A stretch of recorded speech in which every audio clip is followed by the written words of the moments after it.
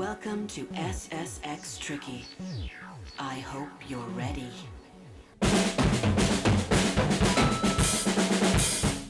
What's going on, everybody? Welcome back to D-Dub. Today we're taking a look at SSX Tricky, and if you remember games like SSX.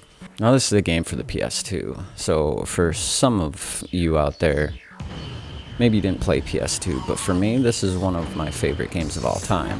I'm gonna go ahead and load up my game here.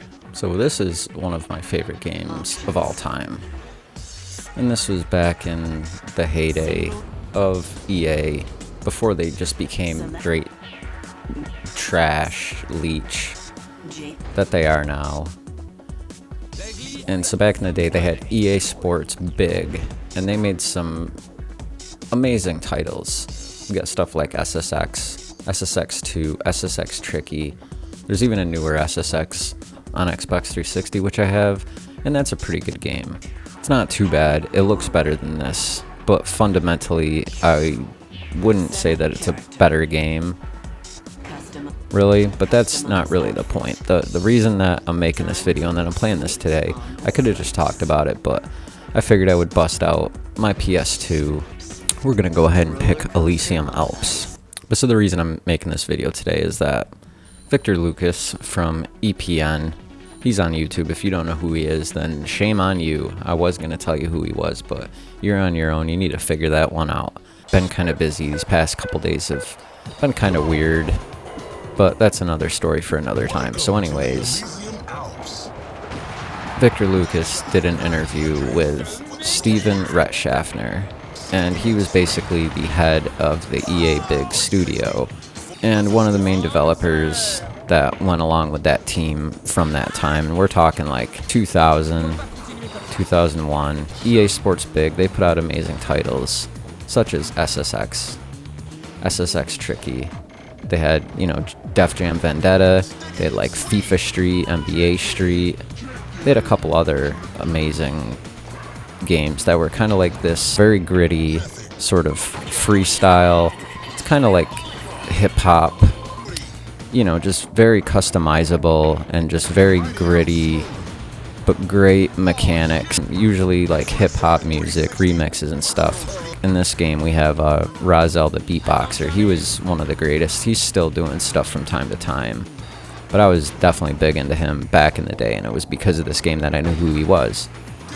So that was back in the day with EA Big, EA Sports Big, and that was when EA still, put out decent games. In the interview he basically went over his time at EA, what made those games great, what was great about the mechanics, how much work they actually put into the games, how much blood, sweat, and tears, how much work it actually took to make a game like this, which he specifically was talking about and asked about by Victor Lucas. The actual physics being good, with them being kind of real, to, make it actually feel like you're the one that's in control. So, we have these awesome gameplay mechanics that are they're just amazing. Like, this is one of my most played games of all time. Even still, I haven't probably played this in probably like 2 years, but I used to pull it out every single winter, and during like snow days and stuff, just play this game for hours and hours and hours, and I still have all my save data and stuff. So anyways, in the interview they went over his whole time at EA and pretty much what ended up happening, at least for him.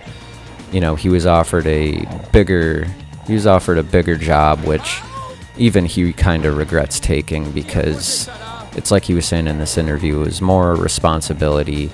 He just thought the whole point was to move up and basically end up being like a big wig of some sort at EA, which, it's like he was saying, being young, thinking things, not knowing things, taking, different risks and stuff that when you look back on, you're like, I shouldn't have done that. But so anyways, he left the studio, and he was actually the one that came up with the title for Tricky, where he was listening to Run DMC, Tricky, and then he basically walked in the studio and was like, I got the name for it.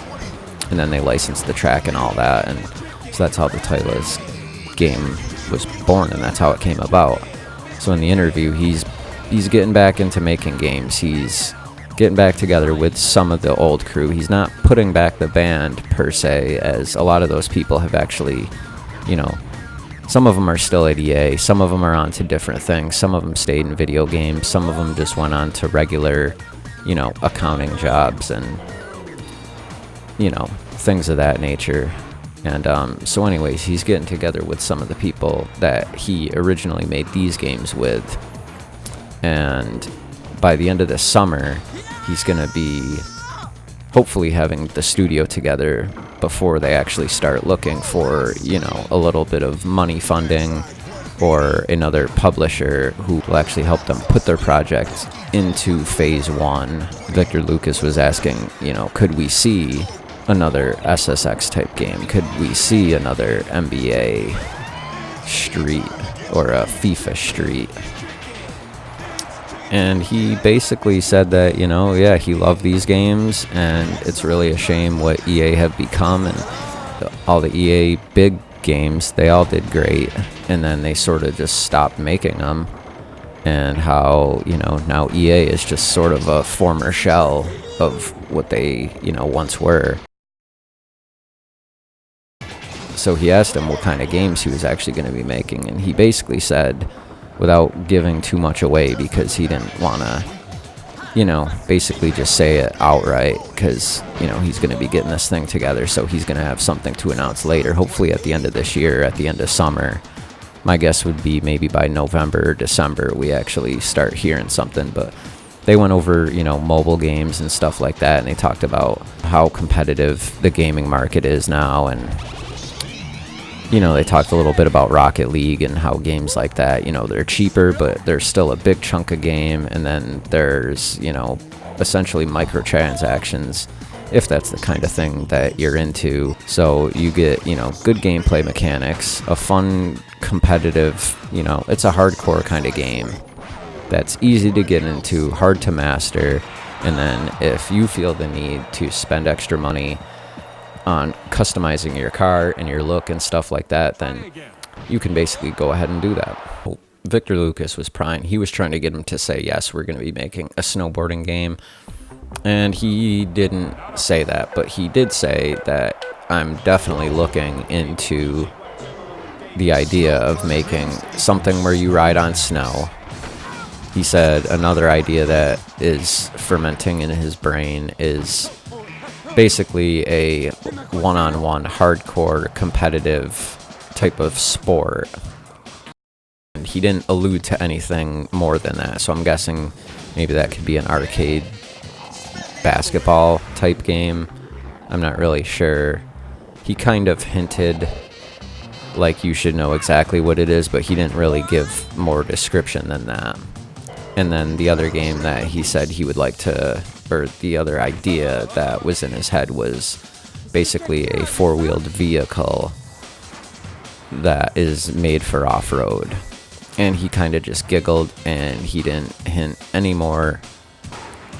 So I'm guessing that would be a four-wheeling type game, maybe like a MX versus ATV, which we haven't had a decent one of those in a long time. Even right now, you know, like the last one that came out, I think it was Monster Motocross or whatever it was. It was like last year, and it wasn't very good. Like the terrains and stuff were very glitchy. Even on like Xbox, it wasn't a good product.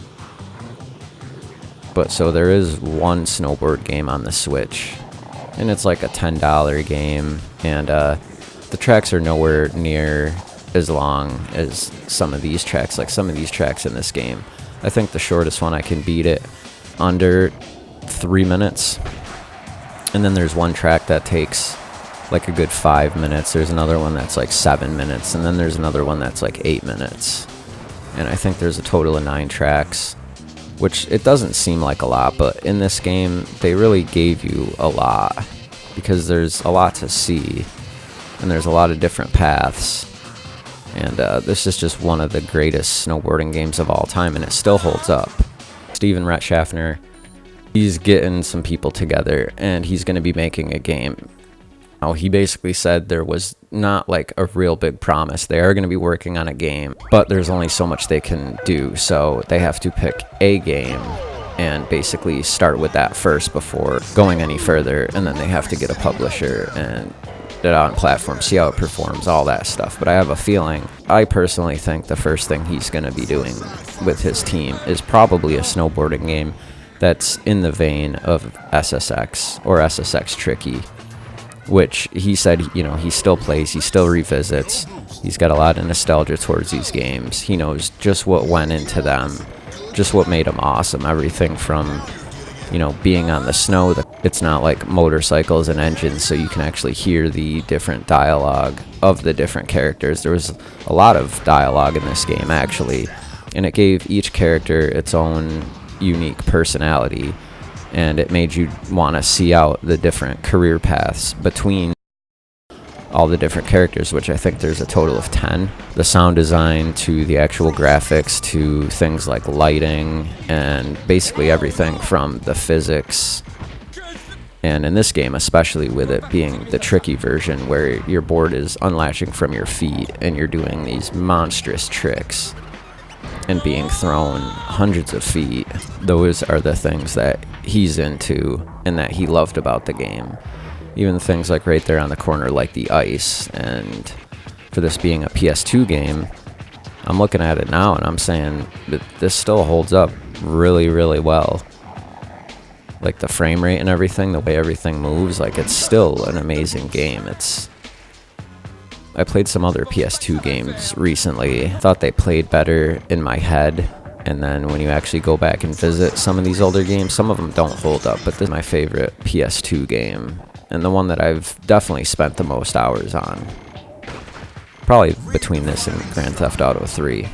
So anyways, the purpose of this video is to basically ask the question of if we're going to see another SSX game. So with that news and that interview, I'm definitely stoked, and I hope to be hearing something about it maybe in the next year or so. So anyways, I'm curious to you guys watching out there, which by the way, thank you very much. I just hit 60 subscribers. Thank you to everybody who has subscribed to me. I'm going to keep bringing the videos. So anyways, I'm curious, did any of you guys play SSX or SSX Tricky back in the day? Are you interested in a new SSX style of game that is not ruined by EA? Let me know in the comments down below.